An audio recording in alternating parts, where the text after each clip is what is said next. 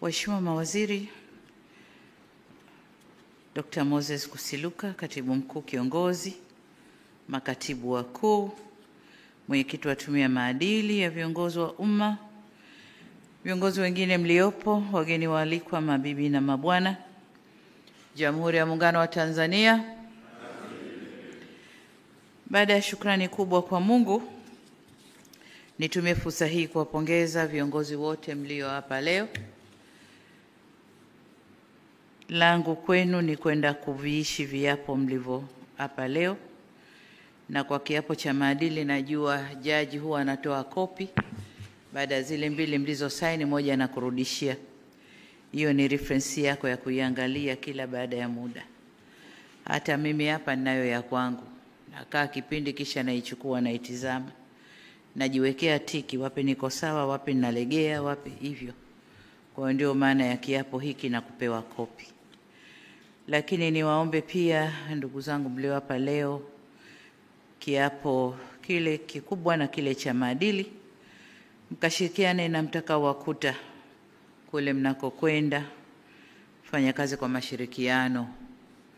Lakini na wale mtakao kutwa, mawaziri wako hapa na makatibu wakuu, mmekuja kupokea watu wapya, mkawape ushirikiano na muelekeze ipasavyo wapya wanaokuja.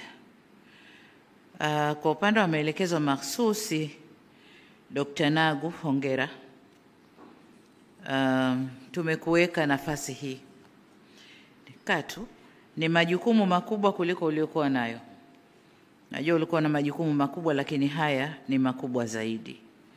Kwa hiyo, nadhani kwa kipindi kichache nilichokuweka nje kidogo ya majukumu, ingawa ulikuwa unaendelea na majukumu yako ya kawaida, utakuwa umesoma somo na kwamba utakwenda kutekeleza vyema majukumu yako hapa kama kiapo ulichokula hapa. Nikwambie tu kwamba unakwenda kuwa naibu katibu mkuu ndani ya TAMISEMI masuala ya afya. Ni Tanzania nzima ndani ya tawala za mikoa na serikali za mitaa. Kama unavyojua kuna ongezeko kubwa sana toka mwaka 2020 hadi leo. Ongezeko kubwa la zahanati, ongezeko kubwa la vituo vya afya kwenye makata, hospitali za wilaya na zile hospitali kubwa za mikoa na za rufaa, sio za kwako na za mikoa, lakini huku chini kwenye maeneo yako kuna ongezeko kubwa. Lakini pia serikali imefanya kazi kubwa kupeleka vifaa tiba, vitendanishi, wataalamu na mambo kama hayo, na tunaendelea kupeleka.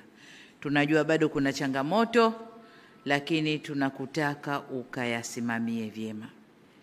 Tunaendelea na shughuli za ukarabati wa hospitali kongwe za zamani, ambazo nazo tunataka zifanane na wenziwe ambao tumewajenga hivi karibuni na kuzipatia vifaa, na vyenyewe hizo kongwe tunataka kuzileta katika kiwango hicho hicho.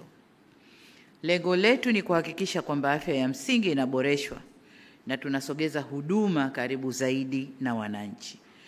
Kwa hiyo una kazi kubwa, naomba nenda kasimamie na tuone sasa kazi yako inavyoendelea, lakini kubwa zaidi kuwajibika kwako kwa wananchi kule chini. Kasimame vyema, kwa sababu nafasi yako hiyo kuna kushirikiana na wanasiasa, hasa wabunge na madiwani, na wenyewe wana changamoto zao. Bunge yuko hapa anajua. Kwa hiyo nenda kasimame vyema, shirikiana nao vyema katika kutatua changamoto wanazozileta. Linalowezekana ambaye tunaweza tutafanya, nenda kaone, kawatembelee. Lisilowezekana wape sababu ya maana kwa nini hilo haliwezekani.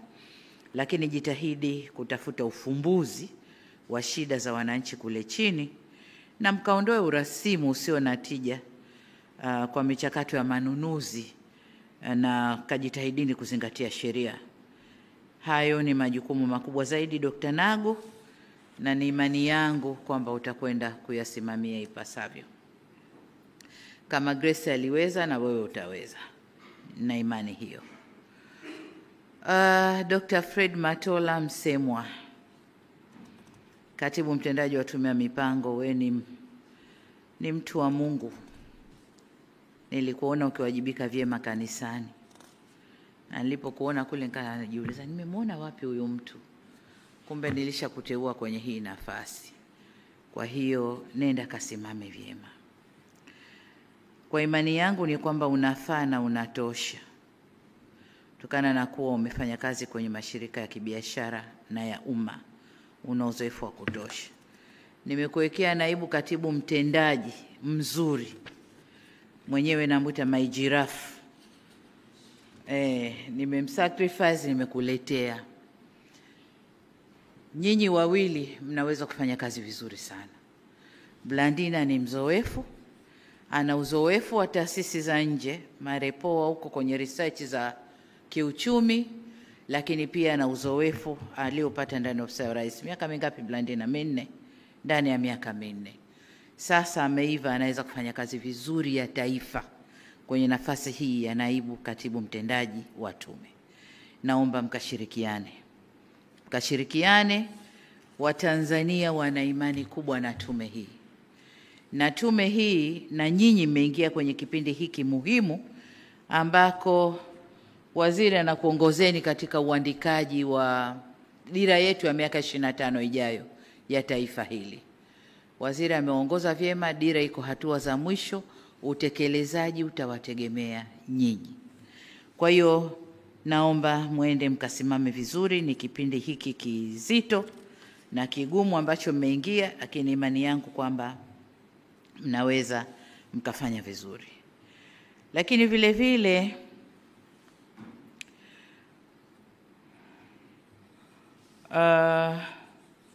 kuna miradi mikubwa ya kitaifa ambayo inataka coordination ya tume. Lakini uratibu wa miradi kwa ujumla ndani ya taifa letu ni kazi yenu, tume ya mipango. Na ndio maana imeitwa tume ya mipango. Kwa hiyo ndani ya wizara yenu kuna mipango na uwekezaji. Uwekezaji watakuwa wanapokea miradi mbalimbali, lakini nyinyi tume kazi yenu kuratibu na kuhakikisha kila mradi unaokuja kitaifa umekaa pahali pake, unatekelezwa ulivyo au vilivyo kama tulivyokubaliana kwenye mikataba yetu na huo mradi. Lakini jingine ni kwamba tunataka tuhakikishe mipango na miradi mbalimbali ya kisekta inafungamanishwa na malengo ya kitaifa. Kwa hiyo sio tu dumping ya miradi, lakini ile miradi ifungamanishwe na malengo ya kitaifa.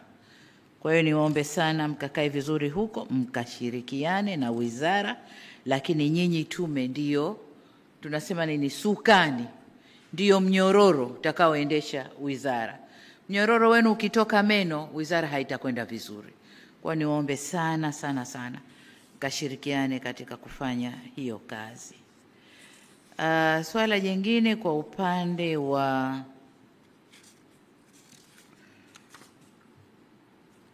Dr. Blandina nilisha kuzungumza, na ni imani yangu hutokwenda kumwangusha mama huko nakokwenda.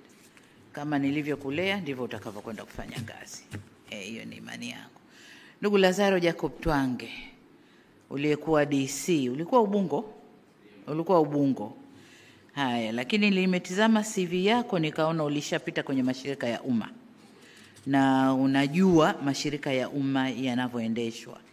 Nimekupeleka kwenye shirika ambalo ni security ya nchi yetu. Na hii ni baada ya mchujo mkubwa. Kuangalia loyalty, kuangalia uwajibikaji, experience na mambo yote. Umeibuka kwamba unaweza kushika shirika hili. Shirika hili kama nilivyokuambia ni security ya nchi, kwa sababu umeme ndani ya nchi yetu ndio kila kitu. Chukulia mfano, umeme uzimwe sio maeneo ya uchumi, maeneo ya wananchi tu. Wakose umeme siku 2 siku 3, kelele ya kisiasa itakayopigwa hapo. Lakini sasa chukulia upande wa pili wa maeneo ya uchumi. Umeme ukikosekana, ina maana uchumi wa nchi unakwenda kuzorota. Tumefanya jitihada kubwa kama serikali ya kuweka uzalishaji wa umeme kwenye vyanzo kadhaa. Tuna chanzo kikubwa Julius Nyerere Hydropower, na ile ndiyo roho yetu kama nchi. pamoja na kwamba 60% so far tuseme imeshuka sasa baada ya Julius Nyerere kuzalisha, lakini huko nyuma ilikuwa 60%, sasa tuseme labda 40% ya umeme wote wa nchi hii unatokana na gesi. Kwa hiyo 60% utatokana sasa na vyanzo vingine baada ya Julius Nyerere kuanza kazi. Ni kuombe sana, tuna umeme wa kutosha. Chalinze pale tunaingiza umeme wa kutosha. Tatizo tulilonalo ni transmission, kwenda kupeleka kaskazini na huko wanaita nini, sijui nyanda za juu kusini, sijui magharibi ya nchi. Miradi hiyo ipo, lakini kukuwa na kusuasua kukubwa kwa kuanzwa kwa miradi hiyo. Kaangalie na uhakikishe transmission inafanyika, kupeleka umeme kutoka kwenye grid sehemu hizo. Kuna vyanzo vidogo vidogo vinavyotoa umeme maeneo kadhaa ya Tanzania, na yenyewe ukayatupie jicho vizuri. TANESCO kama nilivyosema ni security ya nchi yetu, na umeme ndio security ya nchi yetu. Lakini tuna ongezeko la uwekezaji ndani ya nchi. Wote hawa viwanda vinataka umeme, na si tu kupata umeme lakini reliable. Wahakikishe saa zote umeme upo, wanazalisha wanavyotaka, kiwango wanachokitaka, ili waweze kufanya uzalishaji na waweze kukuza uchumi wetu. Kwa hiyo una kazi kubwa ndugu yangu, lakini tunapokwenda mbele tunaangalia renewable sources of energy. Ni kazi ya wizara kisera, lakini ni kazi yako katika utekelezaji. Kwa hiyo other renewable sources of energy, mara nyingi sijui tunaita nishati jadidifu, tunashughulika na sola, jua, upepo na mambo mengine. Lakini ndani ya nchi yetu Mungu ametubariki uranium. Kwa muda mrefu sana tuliaminishwa kwamba kutengeneza umeme wa uranium ni hatari, lakini nchi zinazoendelea wanatumia, na ndio source kubwa ya umeme wao. Sisi tuna raw material hapa ndani, wanatuambia hatari, ili wachote wapeleke kwao wakatengeneze umeme kwao. Sasa pamoja na wizara ni vyema kusimamia mradi wetu ule wa uranium kule Tunduru, kwamba sasa wale wawekezaji waanze kazi na tufaidike na rasilimali ile nchini, na kama wanataka kuchukua nje wachukue, lakini kwanza tufaidike ndani ya nchi. Tunategemea kuna matani mengi tu. Estimates za sasa hivi kama tani 58,500 za uranium zimelala pale. Nadhani wakianza kuchimba na wakiendelea kufanya discoveries kwenye eneo lile wanaweza wakapata nyingi zaidi. Huu mradi uende na tuanze. Umeme wa nyuklia kama wao wanautumia, tunaweza tukautumia na tukawa na umeme wa kututosha nchini, lakini na kuuza nchi jirani kama tunavyotaka kuuza sasa kwa Zambia, lakini nasi tunanunua kutoka Ethiopia. Sasa tukijitosheleza hatutakwenda kununua. Tumefanya jitihada kubwa kupeleka umeme vijijini.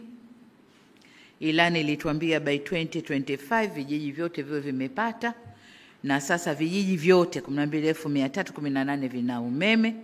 Tunakwenda kwenye vitongoji. 52% ya vitongoji vyetu Tanzania, vitongoji 33,657 already vina umeme, na kazi inaendelea. Sasa hivi kuna 20,000 vitongoji. Kuna mtu wa REA hapa? Hayupo. 20,000 vitongoji, kazi inaendelea.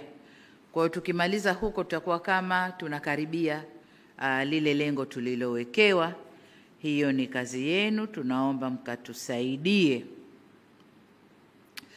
Kuna suala la nishati safi ya kupikia. Again, hili linagonga huku na huku, lakini kwenu lipo.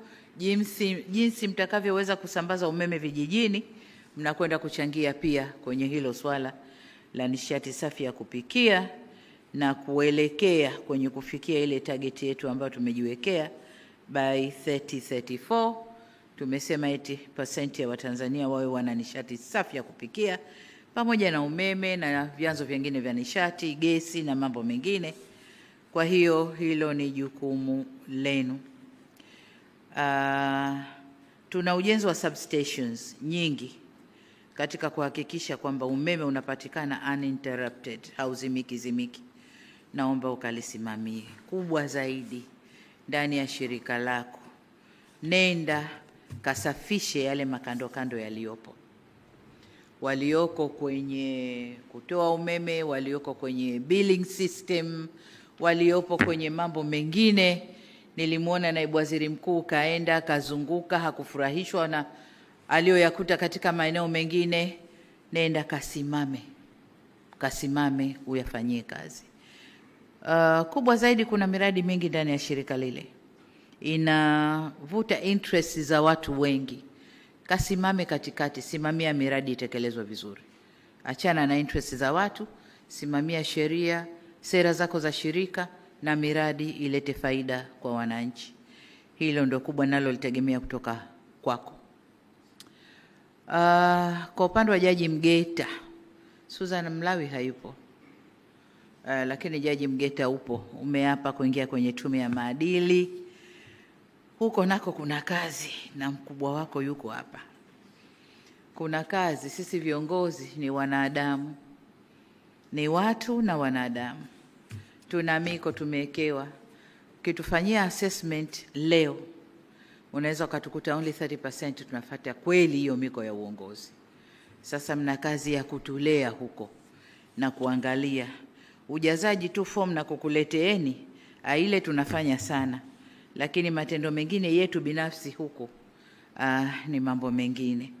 Kwa hiyo naomba mkasimamie maadili kwenye utumishi wa umma. Tumeharibika leo hii. Mtumishi wa umma anakosa uzalendo.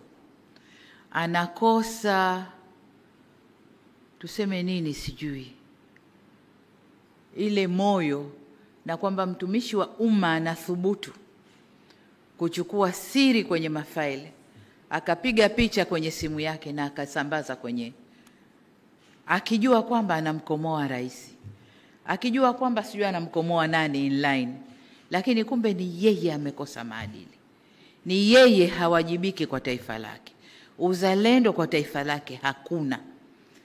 Kwa hiyo hayo ni mambo ambayo yapo. Hilo ni moja, lakini kuna mengi ndani ya utumishi wa umma.